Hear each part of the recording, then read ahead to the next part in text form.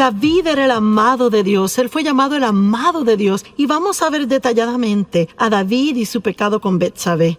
Y pienso que usted lo entenderá y se asombrará de la misericordia de Dios más que nunca. Segunda de Samuel 11, verso 1. Y aconteció que en la primavera, en el tiempo cuando los reyes salen a la batalla,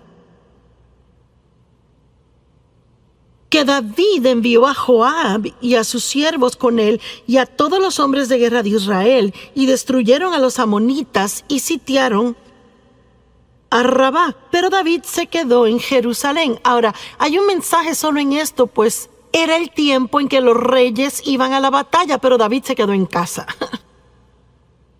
Él envió a los demás y él se quedó en casa. ¿Sabe usted qué? A veces usted puede cuidarse de no meterse en problemas solo estando donde debe estar cuando debe estar ahí.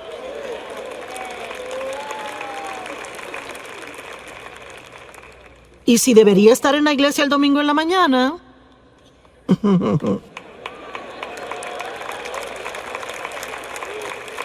es cierto. Y me pregunto cuánta gente sinceramente pensó, pues no, yo no sé, quizás me regrese a la sesión de la tarde y yo no sé, quizás se comieron más donas de lo que se suponía y se cansaron y decidieron quedarse. O irse a casa. Bueno, yo no sé, quizás después se metan en alguna clase de lío en la tarde, caigan en tentación y se suponía que estuviesen aquí. Si hubieran estado donde se suponía que estuviesen, entonces no hubiera pasado. Es importante estar donde debe estar cuando debe estar, ¿verdad? ¿Cuántos deben de estar pasando el tiempo con Dios cada mañana antes de salir por la puerta y hacen otras cosas? ¿Tiene usted alguna idea de cuánto se evitaría así durante el día? Si usted está donde debe de estar cada mañana por un cierto periodo de tiempo, y no me importa si son 5 minutos, empiece el día con Dios. No trate de empezar por sí solo, porque si empieza por sí solo, no le va a gustar cómo el resto del día le salga. Nuestra fuerza se encuentra en Dios. Y una tarde, verso 2, David se levantó de su sofá y estaba caminando en el techo plano del palacio del rey, y de allí vio una mujer bañándose. Yo nunca me he bañado en el techo, pero aparentemente ellos lo hacían. Y me imagino que era un lugar bueno para bañarse, yo no sé. Y ella era hermosa en apariencia, y yo no sé, quizás David sabía que las damas se bañaban en los techos. Y quizás por eso fue a caminar en el techo, yo no lo sé. Pero de todos modos, tampoco me he ido a caminar sobre un techo. Así que puede que haya cosas más allá de lo que reconocemos. Y David envió palabra e inquirió acerca de la mujer, y alguien dijo, pues ¿acaso no es Betsabé, la hija de Eliam, la esposa de Urías el heteo? Así que no hay engaño aquí. David sabe que es casada. Él sabe que ella le pertenece a otra persona. Él no está donde debe estar. Él no estaba fuera en batalla. En la época del año, cuando los reyes salían a la batalla, él se quedó en casa. Él estaba en el techo, mirando al techo de ella. Yo no sé. Se lo dejo a usted y al Espíritu Santo. Pero encontré el verso 4 y es interesante. David envió mensajeros y la tomaron. ¿Qué significa eso? Bueno, no dice que fue de acuerdo mutuo. Dice que la tomaron. Eso no me suena tan bien a mí. Me suena a mí como un abuso de su poder.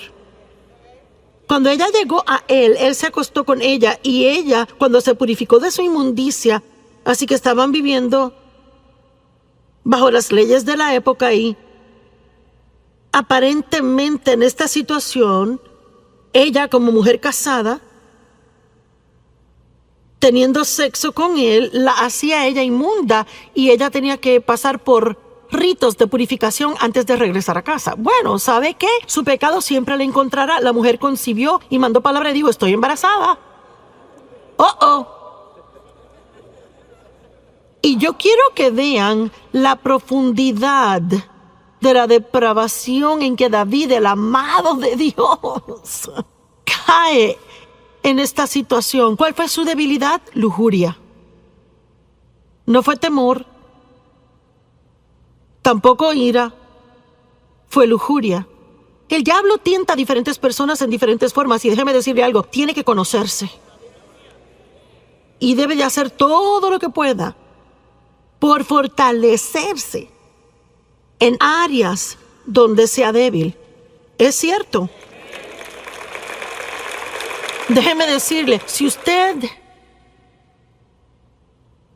si es un hombre o una mujer y es sentado de esa manera y tiene una linda familia y no quiere hacer nada que la estropee y ha cometido errores en el pasado y trabaja en un lugar donde hay muchos hombres atractivos o muchas mujeres hermosas, déjeme decirle algo, mejor es que entre con los ojos cerrados y ore antes de entrar ahí.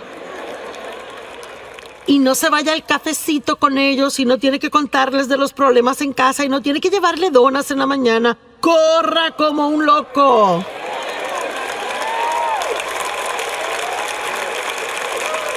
Y pasa, ¿verdad? ¿Cuántas personas dicen cómo terminé aquí? ¿Y cómo pasó esto? Pues poco a poquito. Unas muy diminutas dosis de engaño. Y hacemos unas muy pequeñas concesiones sin prestar atención a lo que el Espíritu Santo está diciendo cada paso del camino. Y luego, sin darse cuenta, está metido en un gran lío y termina perdiendo cosas en su vida que eran muy preciosas para usted. ¿Verdad? Seamos más inteligentes de lo que hemos sido en el pasado. Amén. Verso 6. Luego David mandó a llamar a Joab diciendo: envíame a Urías el Eteo. Y David mandó a llamar al esposo de ella. Y Joab envió a Urías a David. Y cuando Urías vino a él, David comienza a hablarle de cosas a él, porque él tenía un plan aquí. Él quería meterlo en su casa, a pasar un par de noches con su esposa, con la esperanza de que tuviera sexo con ella, y entonces, aparentemente, ella se embarazaría por él, y David quedaría libre del todo. Y vemos confabulación, engaño, pecado sobre pecado sobre pecado. Y cuando Urías vino a él, David preguntó: ¿cómo está Joab? ¿Y cómo está el pueblo? ¿Y cómo progresa la guerra? No que le importara nada de eso, era una conversación inútil. Y David dijo a Urías: bueno, desciende a tu casa, lava tus pies, pasa un tiempo en casa. Urías salió del palacio del rey y un regalo fue enviado de parte del rey para él. Mire, déjeme darle hasta un regalito. Pero Urías, quien obviamente era un hombre de integridad, de un hombre leal, un hombre de carácter, él durmió a la puerta del palacio del rey con todos los siervos de su señor y no descendía a su casa. Cuando se lo contaron a David, mira que Urías no descendió a su casa. David dijo a Urías: ¿no acabas de llegar de una larga jornada porque no te fuiste a tu casa? Aquí vemos el carácter de Urías. Urías dijo a David: el arca de Israel y Judá está morando en chozas, refugios temporeros, y mi señor Joab y los siervos de mi señor están acampando en el campo abierto. ¿Debería yo ir a mi casa y comer y beber y acostarme con mi esposa? Por tu vida y la de tu alma, yo no haré esta cosa. En otras palabras, está diciendo: mis hermanos están allá sufriendo. El arca de Dios ha sido capturada. El nombre de Dios es profanado. Yo no puedo irme y disfrutar cuando todos los demás aún tienen dificultades. No lo haré. Verso 2. Entonces David dijo a Urías: bueno, quédate aquí hoy también y mañana te dejaré ir. Y Urías permaneció en Jerusalén ese día y el próximo. Pero David aún no ha terminado. David lo llamó a cenar y comió y bebió con él y así lo emborrachó. ¿Están siguiendo esto? Este es David quien escribió los Salmos. El amado de Dios que todos admiramos. Salmo 23. El Señor es mi pastor, nada me faltará. Por favor.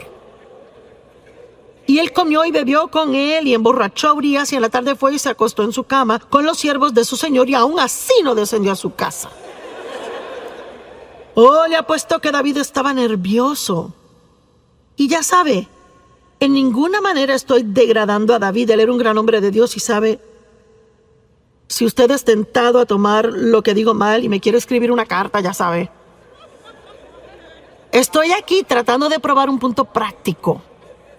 de que este hombre era un hombre normal y se hizo un gran hombre de Dios, pero él no era perfecto como hombre. Amén. Y aparentemente, él creyó que Dios era mayor que su mayor error. Y pienso que toma un increíble coraje para en su totalidad hacer algo que usted sabía que no debía hacer. Se defraudó a sí mismo tanto y defraudó a otras personas, hirió a otras personas y aún dirá: me levantaré y volveré a mi padre y él me sanará y me restaurará una vez más. ¿Qué hizo el hijo pródigo? Él tuvo una vida tan mala que él vivía con los cerdos. Malgastó toda la fortuna de su padre y la Biblia dice que volvió en sí. Yo no sé, quizás alguien me está escuchando ahora mismo, quizás está viendo por televisión desde el sofá o reclinado. Y una vez dije al predicar, dije: hey, tú acostado en tu reclinadora tomándote esa cerveza. Y tenemos este testimonio. Un hombre joven de 20 años estaba haciendo eso. Había estado en una racha de drogas por mucho tiempo y él dijo: cuando usted dijo eso me asustó tanto. Él dijo: me sentí sobrio y acepté a Cristo.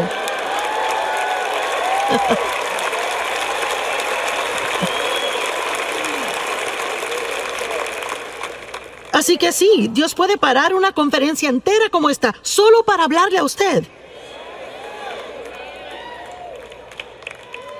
Y dejarle saber que no es demasiado tarde, que puede tomar una buena decisión ahora mismo y empezar a deshacer los efectos de todas las malas decisiones que tomó en el pasado. Amén.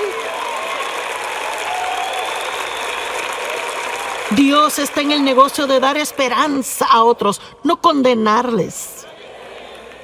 Y les repito, no estamos alivianando el pecado. Tenemos que estar muy arrepentidos, rápido para arrepentirnos, estar muy compungidos por las cosas que hemos hecho mal. Y Jesús es la solución al pecado.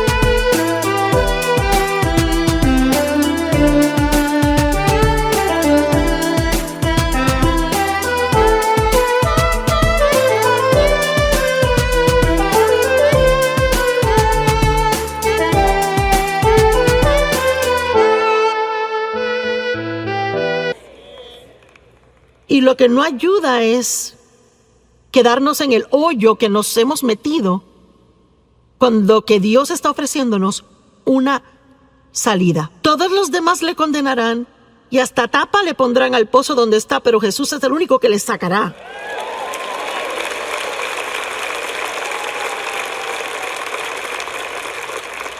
Y él escribió, David escribió una carta a Joab y la envió con Urías. Escribió en su carta, verso 15: pon a Urías en la fila de enfrente en la batalla recia y déjalo ahí a fin de que sea herido y muera. ¡Guau! Y sabe, he leído esta historia de David una y otra vez y es que nunca lo leí despacio como para ver esto bien y poder ver cuán asombroso Dios es y cuán misericordioso Él es. Y luego pasó todo un año y no se arrepintió. Ni siquiera se arrepintió hasta que el profeta lo confrontó contándole una historia. No voy a entrar en la historia. Y él realizó que él era el hombre en la historia de quien se trataba. y de momento fue confrontado. Y sabe, a veces podemos pecar terriblemente y podemos engañarnos tanto, podemos estar bajo tantas capas de excusas, ¿verdad? Y ya no encaramos lo que anda mal. Y quizás usted necesita hacer eso hoy. Quizás debe de dejar de poner excusas. Quizás debe dejar de culpar a otros. Y debe simplemente ver cara a cara la fealdad de lo que ha hecho. Pero eso no es algo malo, eso es algo bueno. Porque ese es un lugar de nuevos comienzos.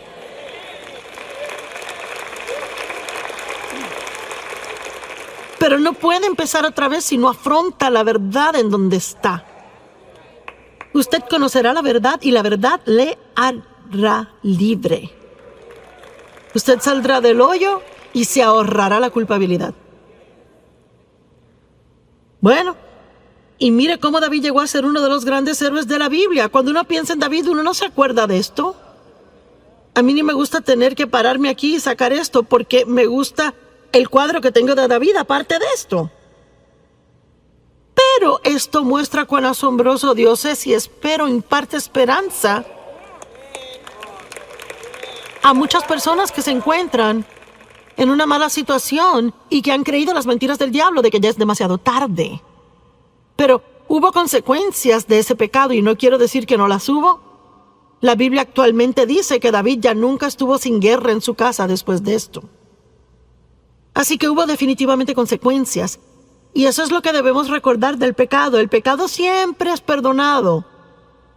Dios siempre perdona y usted puede siempre ser restaurado en comunión con Dios. Pero eso no quiere decir que siempre pueda evadir todas las consecuencias de las cosas malas que ha hecho.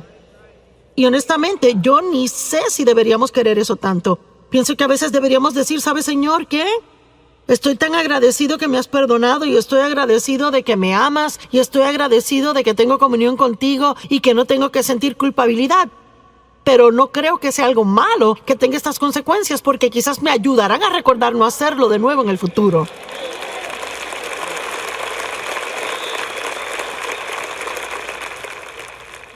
La Biblia dice en Proverbios que si su siervo no siente las consecuencias de su maldad, él lo hará otra vez. Por eso no se puede criar hijos y nunca permitir consecuencias por algo que hicieron mal y esperar que se comporten solo porque uno les dice. Yo siempre le daba a mis hijos mi palabra primero y si eso no funcionaba les tocaba las circunstancias.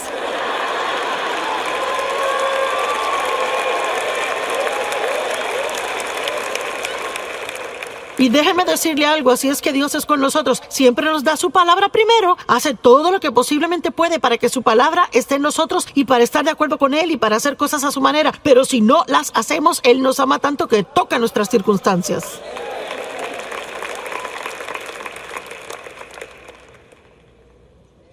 ¿Qué tal Pedro? Vaya. Pedro, su debilidad era el temor.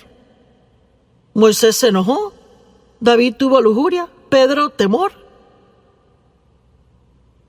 Pedro negó a Cristo 3 veces. Mintió 3 veces. Y luego se convirtió en uno de los más grandes apóstoles en la Biblia. Y un hombre respetado. Y escuchamos sus enseñanzas, leemos sus escritos. Dios lo usó en gran manera.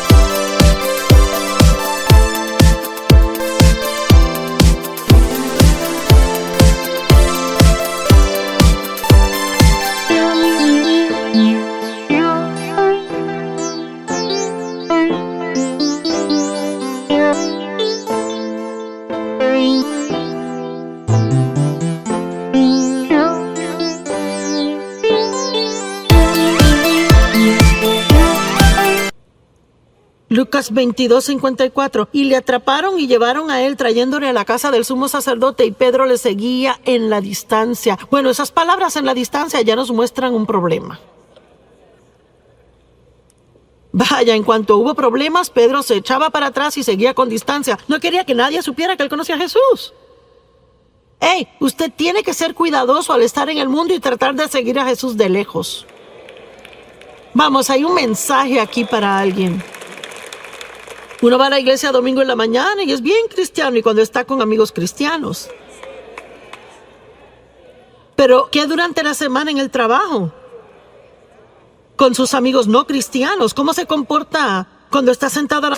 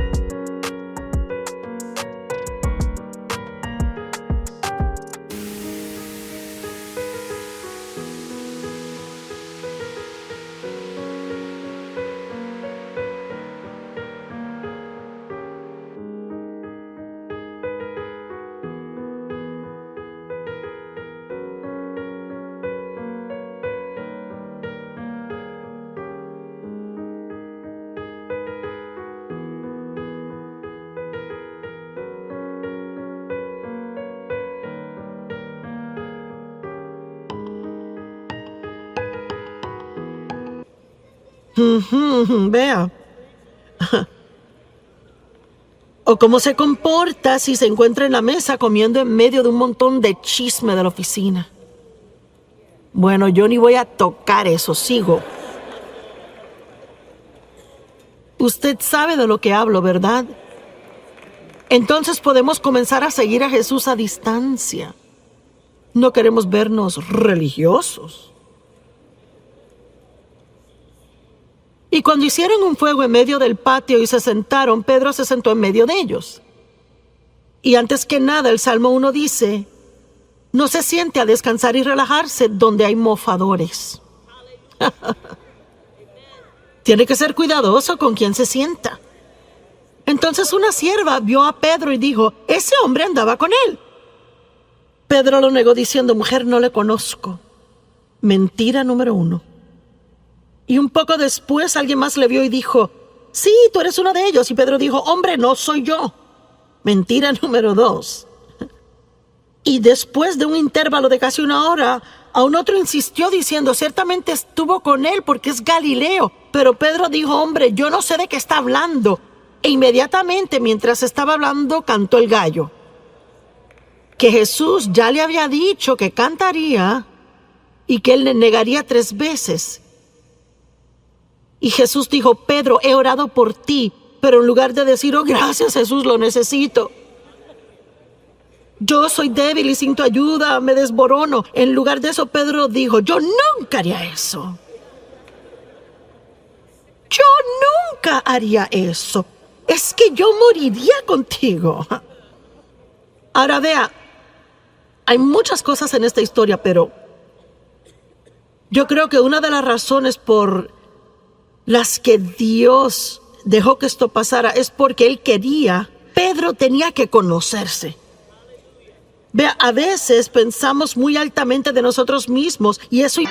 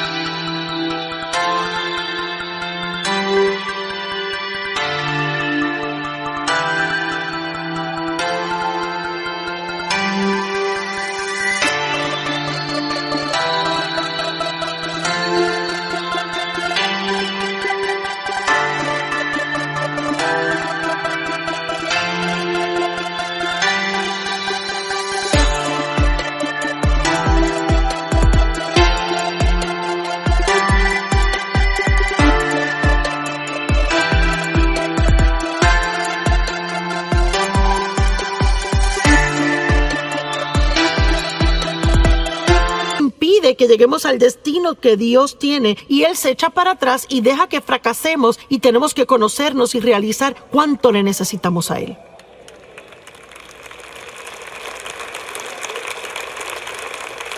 ¿Están aún conmigo? No se están perdiendo, ¿verdad?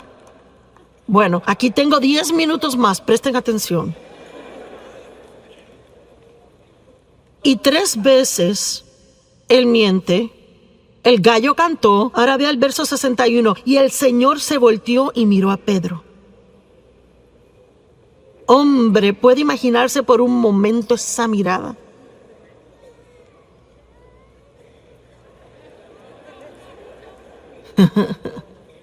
¿Sabe? Es como la mirada de su madre. ¿Verdad? Una madre tiene esa mirada así.